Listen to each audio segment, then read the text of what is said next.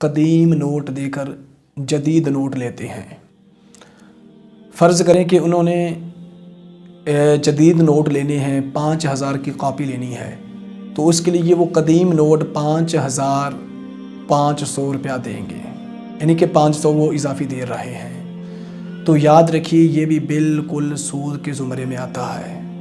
اللہ رب العزت نے اپنی لا ریب کتاب میں ارشاد فرمایا، یا ایھا الذین آمنوا اتقوا اللہ، اے ایمان والو اللہ تعالیٰ سے ڈرو، وذروا ما بقی من الربا، اور بقیہ جو رقم ہے، سود ہے، اس کو چھوڑ دو، ان کنتم مؤمنین، اگر تم مسلمان مومن ہو، فإن لم تفعلوا فأذنوا بحرب من اللہ ورسولہ، اگر تم ایسا نہیں کرو گے، میرا حکم نہیں مانو گے، تو اللہ اور اس کے رسول کے ساتھ جنگ کرنے کے لیے تیار ہو جاؤ۔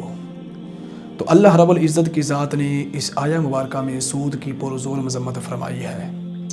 تو سود کی بحث آپ نے قرآن و حدیث کی روشنی میں سنی ہوگی۔ تو میں نے 2 ایسی باتیں ہیں جن پہ گفتگو کرنی ہے۔ وہ ایسی باتیں ہیں کہ شاید ہم نے کبھی ان پہ غور و فکر نہیں کیا، یا وہ ہمارے گمان کو نہیں پہنچی۔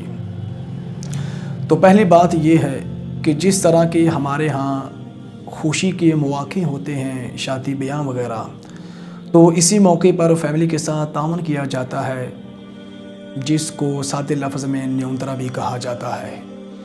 تو نیوندرا ڈالنا یہ کیسا ہے؟ تو اس رقم کو میں نے 3 صورتوں میں تقسیم کیا ہے۔ پہلی صورت یہ ہے کہ جو نیوندرا دے رہا ہے اس بنا پر دے رہا ہے کہ فرض کریں کہ وہ 10,000 روپیہ دے رہا ہے، اس کی نیت یہ ہے کہ جب میں نے اپنی بیٹی یا بیٹے کی شادی کرنی ہے تو مجھے واپسی 12,000 یا 13,000 ملے، یعنی اضافی رقم ملے۔ تو یہ جو صورت ہے یہ سیدھی سادھی بالکل سود میں آتی ہے، دینے والا لینے والا دونوں گناہ گار ہیں۔ اور دوسری صورت یہ ہے کہ جو نیوندرا دے رہا ہے اس بنا پر دے رہا ہے کہ فرض کرے کہ وہ 10,000 روپیہ دیتا ہے، وہ کہتا ہے کہ چلیں جب میں نے اپنی بیٹی یا بیٹے کی شادی کرنی ہے، جو میری رقم ہے 10,000 روپیہ وہ تو مجھے واپس ملے گی۔ تو یہ جو صورت ہے یہ قرض میں آتی ہے۔ جو دینے والا تو گناہ گار نہیں، تو لیکن جو لینے والا ہے اس پہ لازم ہے کہ وہ اس رقم کو واپس لوٹائے، اگر نہیں لوٹائے گا تو گناہ گار ہوگا۔ تو جو تیسری صورت ہے وہ یہ ہے کہ جو نیوندرا دے رہا ہے، رقم دے رہا ہے، اس بنا پر دے رہا ہے، فرض کریں کہ وہ 10,000 روپیہ دیتا ہے اور کہتا ہے کہ میں نے اللہ رب العزت کی رضا کی خاطر تعاون کیا ہے، اللہ رب العزت کی رضا کی خاطر دے دیا ہے۔ تو نہ ہی اس کی یہ نیت ہے کہ مجھے اضافی رقم ملے، اور نہ ہی جو اس نے رقم دی ہے وہ واپس لینے کا طلبگار بھی نہیں ہے۔ تو یہ صورت سب سے اچھی ہے، عمدہ ہے، اعلیٰ ہے کہ آپ اللہ رب العزت کی رضا کی خاطر تعاون کر رہے ہیں۔ تو دیکھیں کہ یہ دنیا کے معاملات ہیں، حساب کتاب کے اندر کمی بیشی ہو جاتی ہے، جو خطا جات ہوتے ہیں وہ آگے پیچھے ہو جاتے ہیں۔ تو اس صورت کے اندر جو دینے والا ہے وہ بھی گناہ گار نہیں ہوگا، لینے والا بھی گناہ گار نہیں ہوگا، بلکہ جو دینے والا ہے اس کو اللہ رب العزت کی ذات اجر عظیم عطا فرمائے گی۔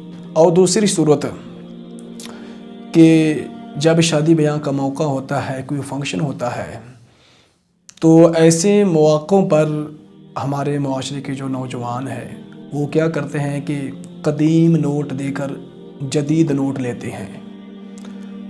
فرض کریں کہ انہوں نے جدید نوٹ لینے ہیں، 5,000 کی کاپی لینی ہے، تو اس کے لیے وہ قدیم نوٹ 5,500 روپیہ دیں گے، یعنی کہ 500 وہ اضافی دے رہے ہیں۔ تو یاد رکھیے یہ بھی بالکل سود کے زمرے میں آتا ہے۔